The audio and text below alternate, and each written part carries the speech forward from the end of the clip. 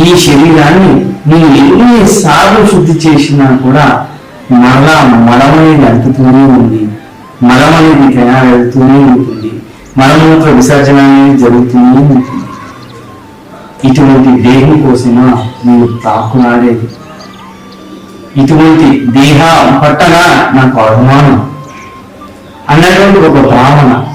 అనే ఈ దేహం అనేది 9 మాసాలు తల్లి గర్భంలో మల మూత్రాలలో ఉన్నటువంటి ఈ దేహమే కదా. ఈ దేహాన్ని నేను ఎన్నిసార్లు శుద్ధి చేసినప్పటికీ శుద్ధి కాదు. కానీ నా ప్రయత్నాన్ని విడవక ఈ దేహాన్ని శుద్ధి చేస్తూ ఉండడం మూలంగా ఆ పరమేశ్వరునికి నా పట్ల దయ కలిగి నాకు దేహాభిమానాన్ని తొలగించి ఆ ఈశ్వరుని పట్ల అభిమానాన్ని పెంచుతాడు అన్నటువంటి ఒక భావన మనలో ఉండడం మూలంగా